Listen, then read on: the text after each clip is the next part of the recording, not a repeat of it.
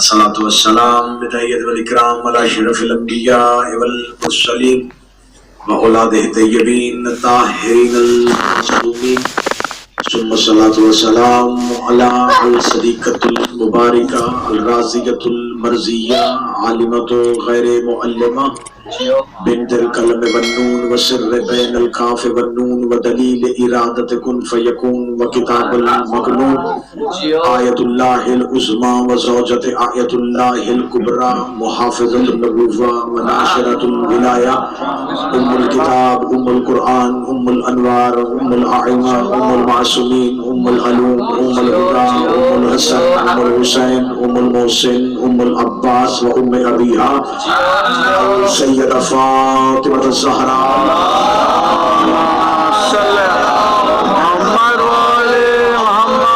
لعن الله تعالى أجمعين. أما بعد فقد قال حق سبحانه تعالى في كتابه المجيد وفرقان الحميد وهو أصدق القائلين وقوله الحق. بسم الله الرحمن الرحيم. فآمنوا بالله ورسوله والنور الذي أنزلناه والله بما تعملون خبير. الصلوات.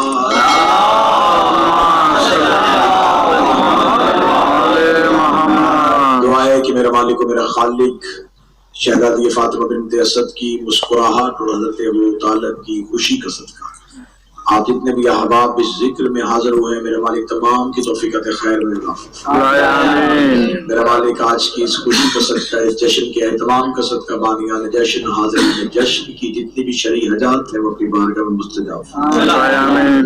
اللہ کے گھر کی خوشی ہے تو وہ رحمان اور رحیم اللہ اپنے اس گھر کی خوشی کا صدقہ مومنین کے گھروں کو ہمیشہ خوشیوں سے آباد ہمیں حسین کے علاوہ کوئی غم ہمیں نصیب نہ فرمائے. غم ہماری نسلوں میں مسلسل نصیب میرا مالک ہمارے وارث کے ظہور میں تاجیل دعاؤں کی قبولیت کے لیے ممکنہ حد تک بلند صلوات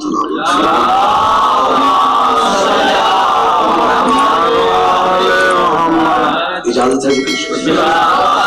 سب سے پہلے میں آپ تمام احباب کو خانہ کعبہ کی دیوار پر ایک دراڑ کے پڑھنے کے بعد لم یلد کے گھر سے کسی بچے کی آواز پر مبارکباد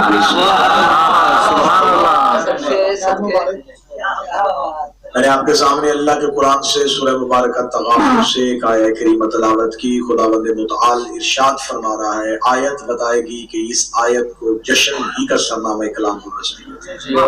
میں آیت کا صرف ترجمہ پڑھوں گا اور آپ سمجھیں گے کہ یہ آیت اتری ہی علی کے لیے ہے. خدا فرماتا ہے کہ میرا حبیب ان سے کہہ دے فآمنوا باللہ یہ ایمان لائے اللہ پر ورسولہ اور اس کے رسول پر والنور انزلناہ اس نور پر جو ہم نے تیری طرف نازل کیا. خدا قرآن میں کہتا ہے کہ ایمان صرف اللہ پہ نہیں لانا اس کے رسول پر بھی لانا اور ایمان صرف رسول پر بھی ہونا چاہیے اس نور پر بھی ہونا چاہیے جو ہم نے نازل کیا ہے جو ہم نے آسمان سے زمین کی طرف بھیجا ہے. اب یہاں اگر کہیں گے کہ خدا یہاں مراد قرآن لے رہا ہے تو اس کے لیے علیحدہ آیت آ چکی ہے قد جاءکم من اللہ نور و کتاب مبین. یہاں تذکرہ قرآن کا ہو چکا ہے. دروس علیہ حضرات مل کے بلند آواز آپ پیچھے رہ جائیے آپ پیچھے رہ آواز بلند تر صلوات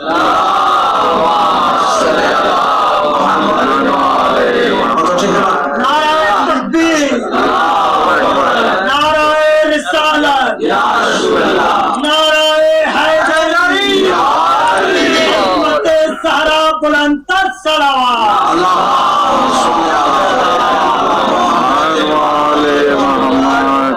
یا ایمان لائے اللہ پر اس کے رسول پر اس نور پر جو ہم نے نازل کیا.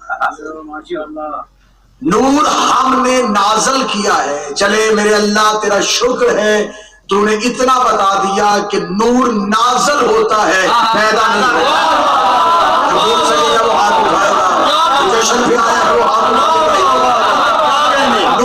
نازل ہوتا ہے. بے شک پیدا نہیں۔ لہذا جو بندے یہ اعتراض کرتے ہیں کہ ولادت کا لفظ ہو یا نزول کا، آیت بتا رہی ہے خدا نے یہ کہا ہے ہم نے نور کو نازل کیا۔ میرے اللہ تو نے اپنا نام لیا، رسول کا نام لیا، نور کا تعارف کروا۔ خدا نے کہا میرے ہاں یہی حکمت کلام ہے کہ میں دو نام لیتا ہوں، تیسرا نہیں لیتا۔ دو نام لوں گا، تیسرا نہیں لوں گا۔ اللہ کا نام لیا ہے، ایمان لاؤ اللہ پر نام، رسول پر نام، اور نور یہاں صرف نور کا لفظ ہے۔ اس نور پر ایمان لاؤ۔ یہاں اگر یہ نہیں ہے، اللہ کہتا نا ایمان اللہ پر اور اس کے رسول پر، اور شاعر کہتا ہم نے نور کو نازل کیا، بات سمجھ میں آ رہی تھی؟ یہاں خدا شرط لگا رہا ہے اللہ پر بھی ایمان ہونا چاہیے، رسول پر بھی ایمان ہونا چاہیے، نور پر بھی ایمان ہونا چاہیے۔ تو اللہ نے یہاں آیت میں ایمان کی شرط لگائی، جیسے اللہ پر ایمان ویسے رسول پر ویسے ہی نور پر ایمان۔ تو میرے مالک تو تیسرا نام کیوں نہیں لیتا؟ آواز ہے قرآن کھولو، قرآن تمہیں وہاں پہنچا دے گا۔ میں نے قرآن اٹھایا، میں نے قرآن کے سامنے ہاتھ جوڑے، میں نے کہا اے علی کے خاموش سا کر مجھے اس تیسرے نور کے دروازے پہ چھوڑا جو اللہ نے نام نہیں لیا۔ ایک آیت نے سر اٹھایا، آواز ہے آتی اللہ و آتی رسول و اولے الامر منکم۔ اطاعت اللہ کی ہوگی، رسول کی ہوگی، اور تیسرا اولے الامر ہوگا۔ مجھے پتا چل گیا کہ قدرت کا طریقہ کار یہ ہے، اس کا مطلب جو نور ہے وہی اولے الامر ہے۔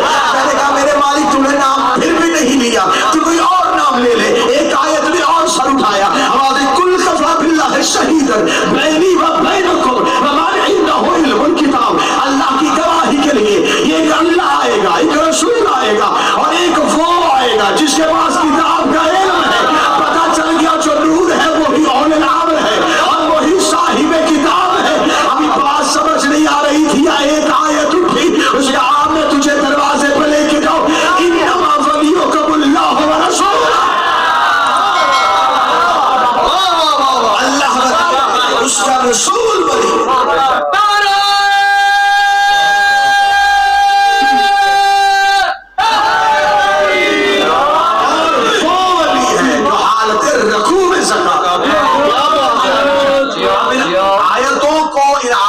کے موتی اٹھاؤ اور ولایت تیری کی تسبیح پڑھو۔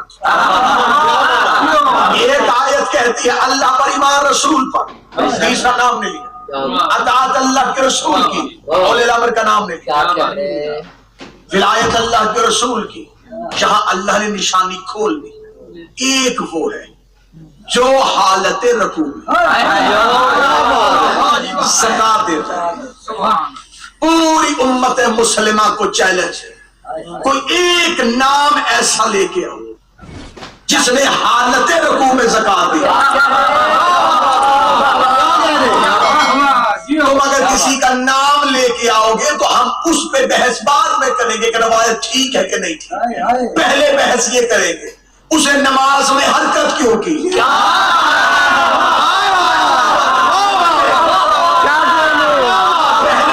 اس بات میں ہوگا نماز میں حرکت کیوں تھی۔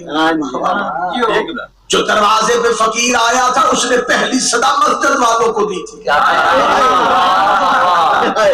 ملا صالح حنفی اہل سنت اس نے بھی لکھا کہ جو مسجد کے دروازے پہ آیا تھا اس نے پہلی صدا مسجد کے نمازیوں کو دی۔ علی نماز کے قیام میں رہے، اسے دوسری پھر صدا مسجد کے نمازیوں کو دی، علی پھر نماز میں رہے۔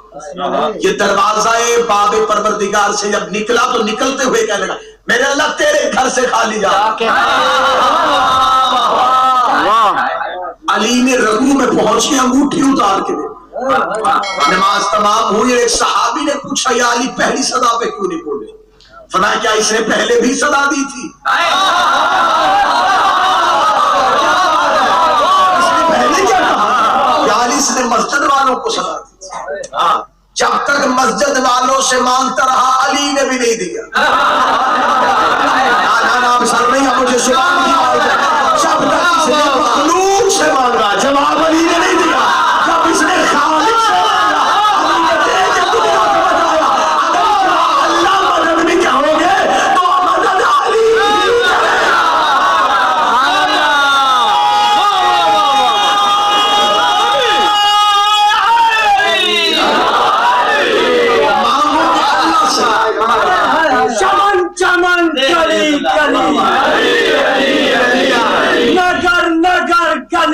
علی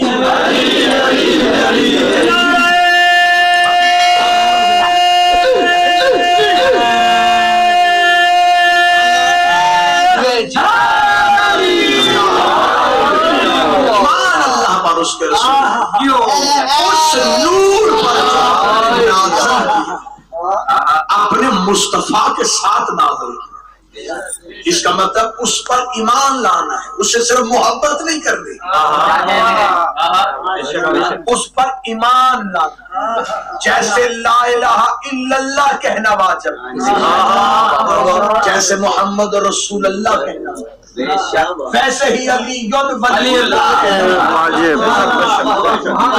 کیا کہنے, کیونکہ یہ وہ نور ہے جو ہم نے مصطفیٰ کی طرف نازل.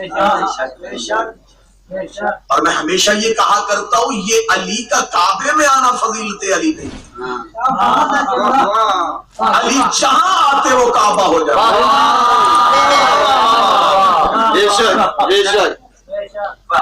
میں نے ایک جشن اس سے پہلے شہدائے کربلا میں پڑھا, وہاں سے جو چھوڑا تھا وہیں سے آگے لے کے چلتا ہوں کہ یہ خانہ کعبہ کی تاریخ پرانی ہے لیکن سجدوں کی تاریخ پرانی نہیں. یہ خانہ کعبہ اول سے ہے, جب خدا نے زمین قائم کی تھی اس وقت سے خانہ کعبہ ہے, کیونکہ یہ مرکز ہے زمین کا. اس کے ارد گرد کی جو جگہ ہے اسے ام القریٰ کہتے ہیں, کلیوں کی ماں. مکہ کا پرانا نام ام القریٰ ہے. یہاں سے آبادیاں تشکیل پائی تھی, یہاں سے زمین پھیلنا شروع ہوئی تھی. جس نقطے سے زمین پھیلی تھی وہ اونچی جگہ تھی, اونچی جگہ کو کعبہ کہتے ہیں.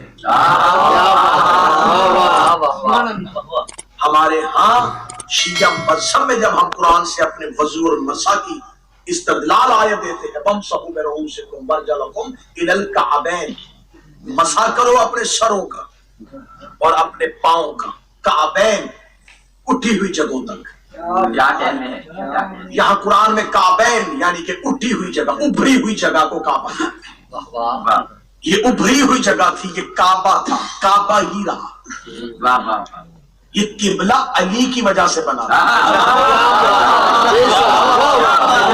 کیا کہنے, علی اتنا بڑا کریم ہے کہ اس نے دنیا میں آتے ہی پہلی خیرات کعبے کو دی.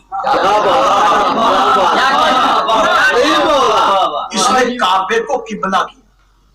علی کعبہ کو قبلہ کر دیتے, علی کعبہ کو قبلہ کر دیتے. آپ حیران ہو گئے, علی ہمارے جیسوں کو قبلہ کر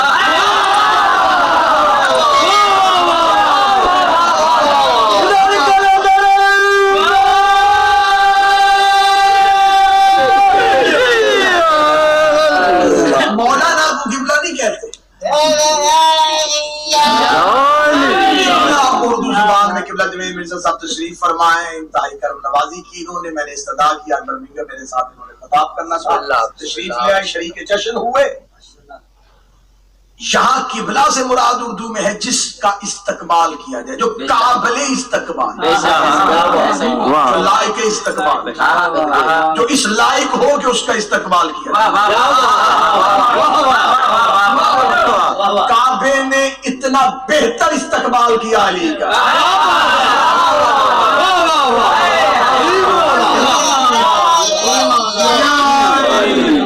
یہ قبلہ ہو گیا, اس کے بعد مشہور ہو گیا, جہاں علی رہے اسے قبلہ. آپ سے بھی میری گزارش ہے, پوری دنیا میں گزارش کرتا ہوں, ہر کسی کو قبلہ نہ کہا کرے.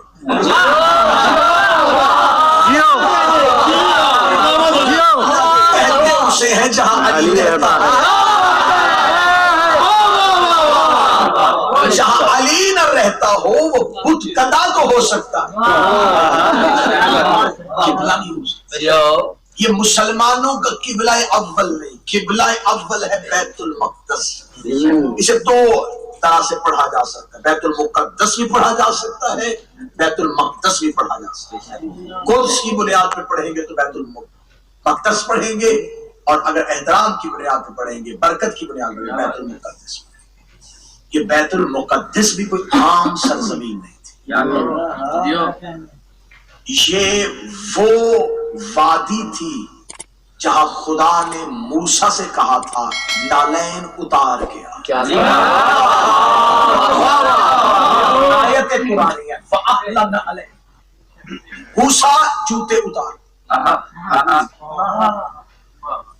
میرے مالک کیوں فرمائے یہ وادی متبرک ہے یہ پاکیزہ وادی ہے قرآن نے چھوٹی چھوٹی باتیں اللہ نہیں بتاتا لیکن جس میں کوئی ہدایت چھپی ہو تو اللہ لکھ دیتا ہے یہ جوتے اتارنے والی بات کوئی بتانے والی تھی نہیں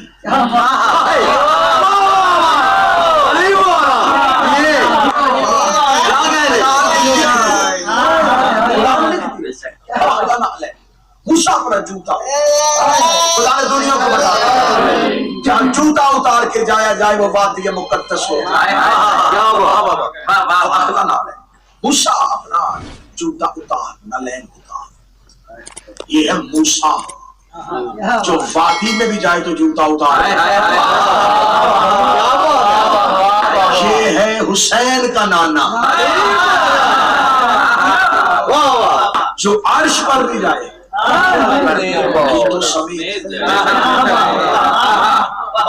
موسیٰ تھا اتار جوتا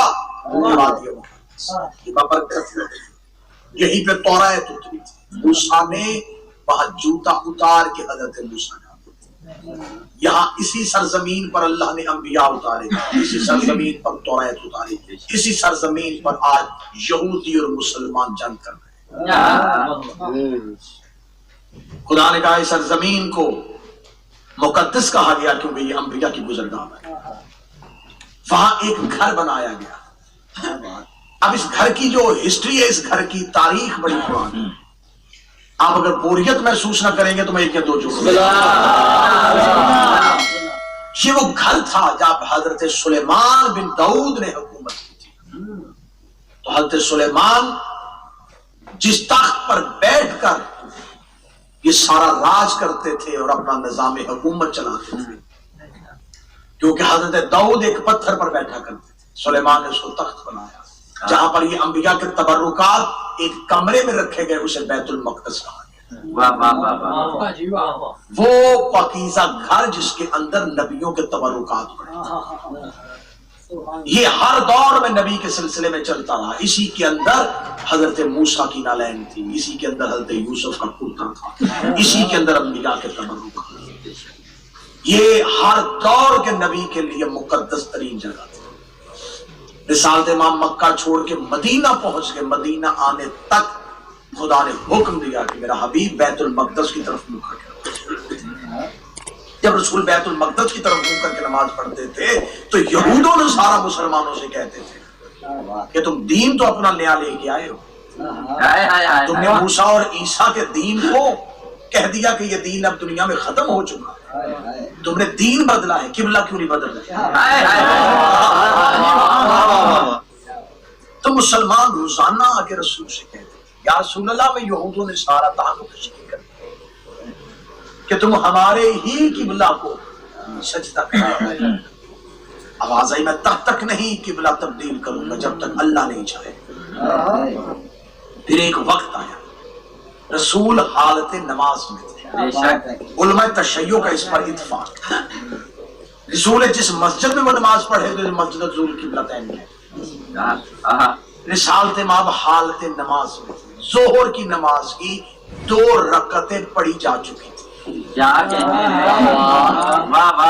اگر آپ آج بھی گوگل پہ جا کے جغرافیائی انداز میں دیکھیں تو مدینہ میں اگر کوئی بندہ کھڑا ہو اور بیت المقدس کی طرف منہ کرے تو قبلہ کو پشت ہو کیا کہنے اگر وہ قبلہ کی طرف منہ کرے گا تو بیت المقدس کو پشت ہوگی شمال اور جنوب کا فرق ہے خانہ کعبہ اور بیت المقدس میں پوری ذمہ داری کے ساتھ آج کے جشن کا پہلا تحفہ دوں رسول ظہر کی نماز کی پہلی 2 رکعتوں کے رکوع میں تھے دوسری رکعت کے رکوع میں تھے رسول جب جبریل امین دوسرے سپارے کی پہلی آیت سیقول السفہاء یہ آیت لے کر میرا حبیب اللہ کہتا ہے کہ اب تمہیں اپنا رخ تبدیل کرنا ہے اب وہی رسول پہ ہوئی تھی، نمازیوں پہ نہیں.